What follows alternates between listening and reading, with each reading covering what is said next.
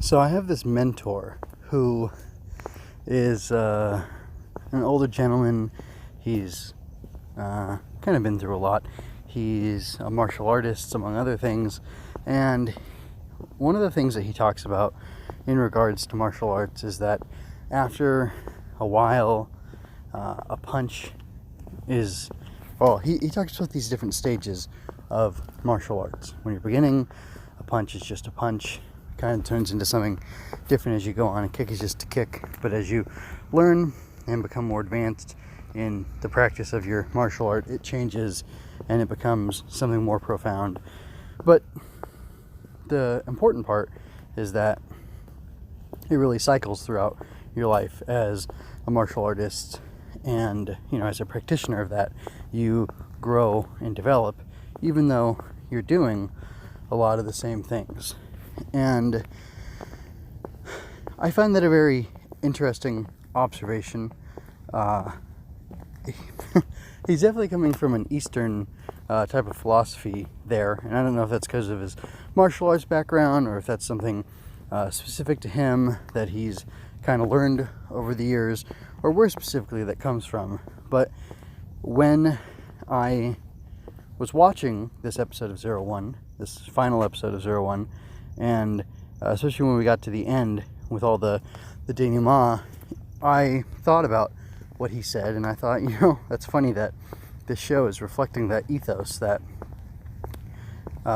everything is cyclical, and to some extent you're always going back to where you were before, but it's becoming more significant to you. It's changing the way you perceive it, and I just find it very interesting. I think it was a neat way to end the show, with having everybody kind of go back to who they were. They're who they were, but they're not exactly who they were. They are who they were plus who they've become over the course of the show, and I really like that. You have individuals kind of standing in the same places as they were at the beginning of the show, but their circumstances and what's in their hearts has changed so much, despite the fact that they're standing in the same places doing similar sorts of things.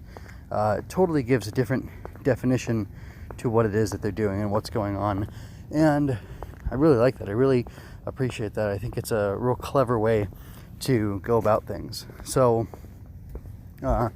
with that said, I'm going to go back. I'm going to take a step back, and I'm just going to talk more broadly about the episode, and then once again I'll circle back to where I started this and we'll see what I have to say exactly. So I really enjoyed the fighting between Hirobi and Aruto. Fortunately, I was a little bit worried that they wouldn't use all those wonderful toys around them, but they did, and they gave us something really dynamic and really exciting. I don't know if the performances of the fighting were actually better than they've ever been, or better than they've been recently, or anything like that, but maybe it was just the emotional resonance of the fight and exactly what was being represented there that, made it feel like it had a little bit of a bigger impact. Not sure. What I am sure of, though, is that while I enjoyed how much the two of them were going on about their feelings, and the definition of the fight and what the fight meant between the two of them was kind of opening up and expanding, I kind of wanted it to rush and move ahead and just have Hirobi finally admit that he has a heart and everything. Obviously that didn't happen till the very end, but still the fight leading up to that was very satisfying. It was really great to see them going back and forth and just having such a good go of the fight. It was very satisfying, and it felt like it was working on a couple levels. It felt like it had to involve a big fight between these two, and but Takahashi wanted it to reach a certain level, reach a certain conclusion, and that was important for for the show to be able to do that. and especially for the message that he put out there to go through. And I just appreciate it, and I think it was well balanced between like what had to be done and what had to be done from a story perspective, then also what had to be done from a perspective of this is a show that's supposed to be entertaining. So it wasn't just preachy, and it wasn't just it wasn't just preachy, and it wasn't just giving people what they want necessarily. Not that I'm against that, but it was, I don't know, it had the right balance, and I appreciated that. So yeah, that's not like all I have to say, but that's a lot of what I have to say. I guess I'll share some misgivings I had from the end of the previous episode. The idea that Yaiba was going to rebuild Izu in the time that it took for them to fight was preposterous to me, and I'm glad that they didn't end up really doing that. I'm glad that instead they went with her rebuilding Jin's intelligence, although I don't really understand how that worked, but I guess I'm okay with that. It doesn't really bother me, the fact that they were able to do it so quickly. But it was actually, now that I think back on it, I'm not even sure, like Jin's intelligence or soul or whatever spoke to Arc, but did it really speak to Hirobi? I don't think so. It didn't seem like it was too involved, or he was too involved with actually getting into the fight and making Hirobi, kind of see the light. That was really all Aruto's doing, which is pretty darn impressive. The flashback with his dad, and with his dad like revealing to him, what really a Kamen Rider is all about, was interesting. The insight that, I don't remember if it was Fua, it might have been Fua who had it. He said, hey, Aruto actually wants Jin to destroy him, or Hirobi to destroy him. I thought that was interesting, and I don't know that was the case. The only way I could read it and still be happy with it is that the only way for the malice to be driven out of him was for the Arc belt to be destroyed, in order to just kind of knock him to his senses, which then he proceeded to do to Hirobi, which is kind of what Kamen Rider has been about for a while. Forze is like the earliest version of just knocking somebody to their senses, which I'm cool with. There's some kind of logical problems, or there's a little bit of a fallacy there. I always quote, or I frequently quote, one of my favorite Bare Naked Ladies songs. It says something about I will, oh man, how's it go? Something like I will fight for your sanity, because it doesn't really work that way. You can't just power your way through sorts of things like this, but it works in the narrative, it works in the story, in the show, in the genre, and I'm okay with that. So, overall, that's fine with me. It is just really satisfying to see everything brought full circle, everything brought back to square one, as they said, as they joked about in the end of the episode. So that's good. So I'm going to say, overall, I was very pleased with this episode. Some things that I don't, there were issues from last episode. Oh, they're going to rebuild Izu, that's going to solve everything. Oh, no, not in this episode. We're going to rebuild Jin, it'll fix everything. I'm glad that it wasn't actually that. Aruto really had to do a lot of this stuff on his own, and that was really pleasing to me, because one of my complaints in the beginning, early on, was that this guy doesn't do enough of this stuff on his own, and then here he is, he's finally doing it. At the end, he really is, in that position. He's making himself, he's pushing himself to his limits, and he's reaching Hirobi, which is something he wasn't able to do before. And maybe he was only able to really reach Hirobi because of everything that Hirobi's been through, and because of the fact that it's so similar. The only thing I don't like is that Hirobi didn't acknowledge specifically that Izu is like Aruto's sister, or I don't think daughter is appropriate. I think sister makes more sense. Anyway, that's the only thing I didn't like. I felt like he really should have said that, and that it would have made a lot of sense for him to say, you killed my son, I killed your daughter, I'm so sorry, but that's okay. Anyway, this episode was written by head writer Yuya Takahashi. The director was Teruaki Sugihara. A couple names for it. One title is Our Respective Charted Futures, which is the title from, I think it's Kamen Corp. I hope that's right. Anyway, so yeah, I've kind of said all I needed to say about the episode broadly. I did think it was interesting that, by the way, I loved Aruto catching Hirobi's punch. That was really great. I think it's interesting that he, like, the 02 driver got destroyed, and he goes back to a recreated 01 driver, but he has this new key that gives him, realizing Hopper, I guess. Well, what was the original form called? Is it Jumping Hopper, or? Because Shining Hopper came later, but he's realizing Hopper, so which ties into the Jungian stuff about the progression, and this still ties into the thing about the King Magician Warrior Lover that I talked about a while ago. He's realized himself, and come up to this higher place, which the whole thing, that concept, the Jungian psychology, and like the hero's journey, it's all about the wheel and this cycle, and you can always go back. The hero can return and then like be roused again at a later point, having to go through a similar thing and ascend and rise again and whatever. It's it all works.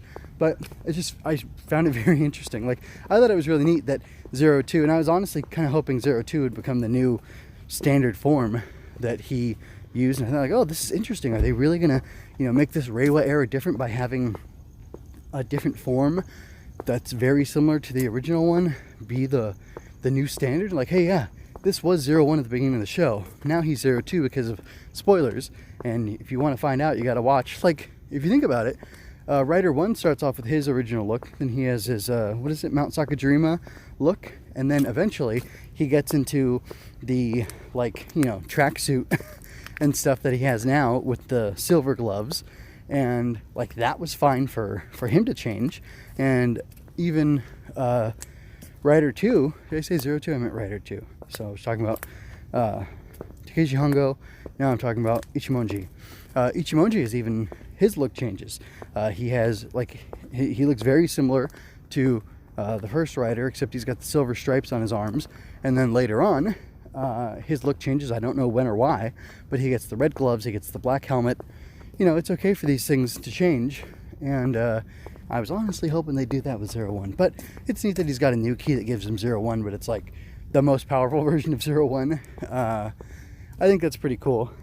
It works thematically with that idea that, a punch is a punch, but then a punch is more than a punch, but then a punch is a punch eventually, once you've gone through enough and had enough of that training and exercise and developed yourself.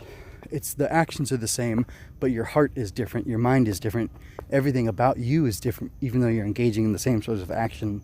Not that the goal isn't the same. Well, although, I guess, if you want to dive if you want to dive deep on that for a second, if your heart changes, maybe originally you're punching because you're angry, or maybe you're punching to protect people, or maybe you're punching because the guy needs to be punched. But over time, the action of the punch, even though you may deliver a stronger punch, a more powerful punch, what's in your heart is going to change because you have changed as a person, and the message, so to speak, that you're trying to deliver has altered. And gosh, I think it's a really neat concept, and I like that. I just like that. I think they did a real good job with that. That's weird. Anyway, so yeah, I loved the redemption of these villains. I love that. I'm just going to start repeating myself in a bad way, in a non-Takahashi way that, doesn't come off as good. I'm going to say I do have, it's not so much a complaint, it's a concern.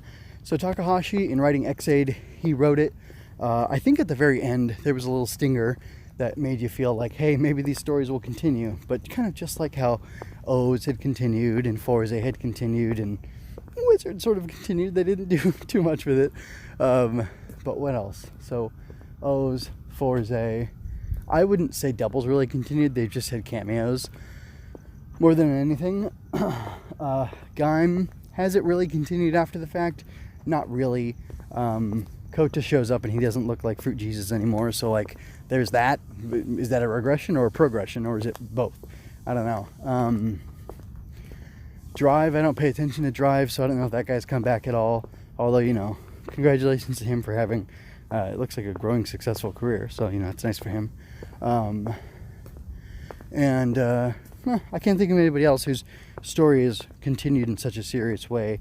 Like, Ghost's story hasn't really been developed anymore past what was in the narrative, or, you know, in the main show and then his movie or whatever, which is fine.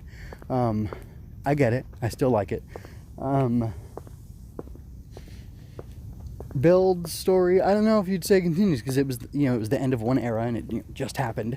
They haven't had any, you know, Build a couple years later movies, but, you know, with X8 they had those 3 movies at least, plus there was the whole Go Rider series, which I don't know exactly the details about that, but they had the, you know, X8 trilogy after the show.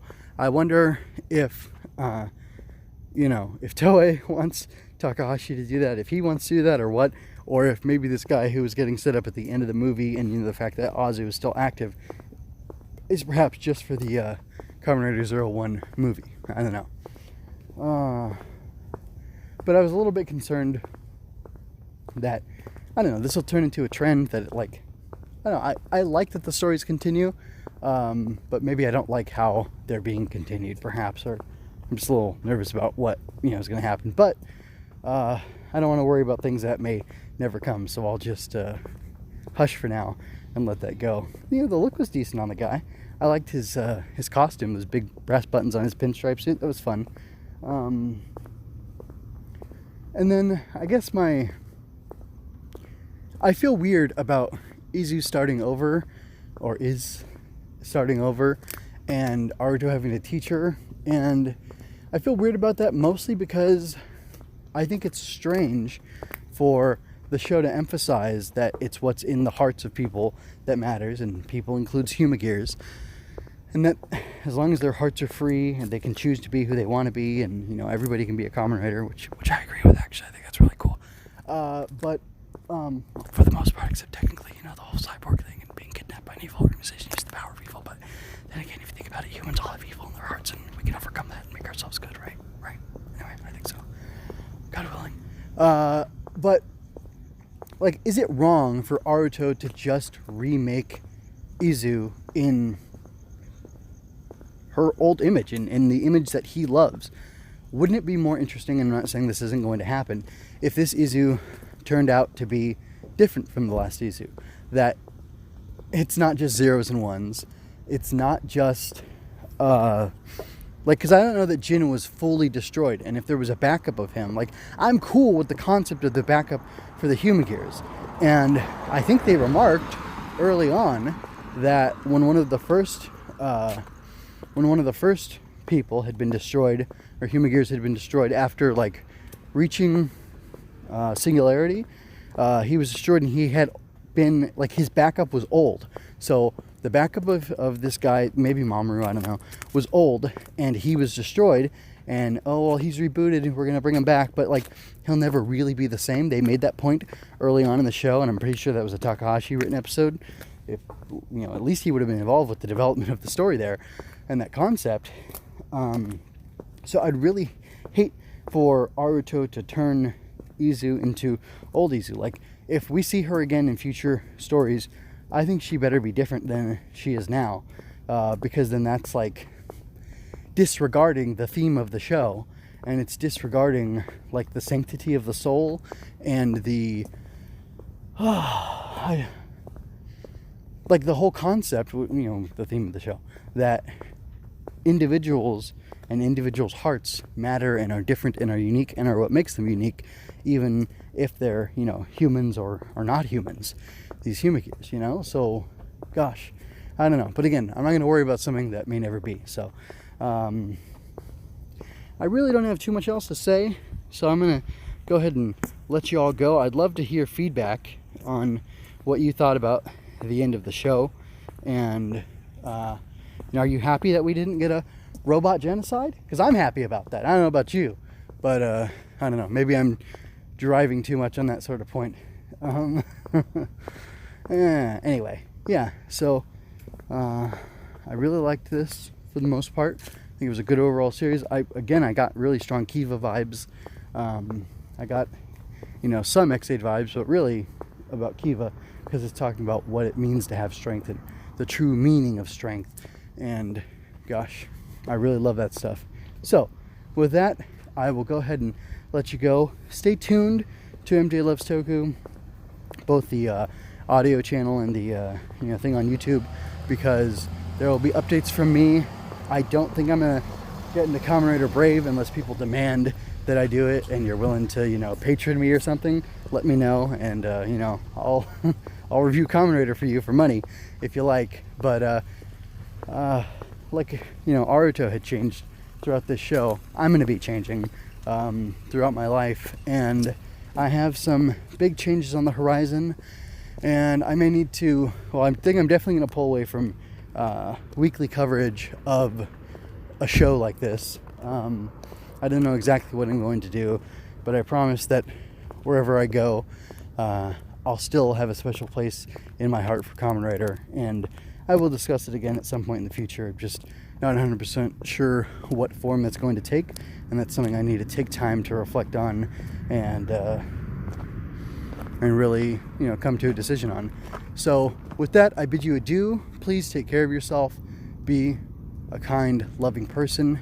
Have the strength that you need to, set boundaries for yourself, to let people know who you are and what you need from them, even if that's just to be left alone. And, respect that from other people too, because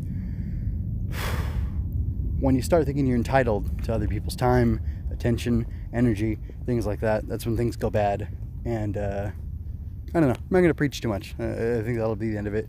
So I don't know, folks. Until next time, like I said, take care of yourselves, be well, God bless you, and make sure you love the people around you, and make sure you make the most of every day, even if that just means something that feels the bare minimum to you. But just, you got to keep going, you got to keep pushing, you got to find a way through. If you enjoyed this, like, comment, and share to help me grow. Don't forget to subscribe to keep current with each release. Chat with me on Twitter at MJ_scribe. Visit mjmunoz.com/podcast to find the multiple feeds in which I analyze Star Wars, tokusatsu, comics, and more. Visit mjmunoz.com/support for links to my Redbubble and Coffee pages, so you can help keep me doing the things I do. Thank you so much for your time and attention. Until next time, be well, and remember, you don't have to shout henshin to be a hero.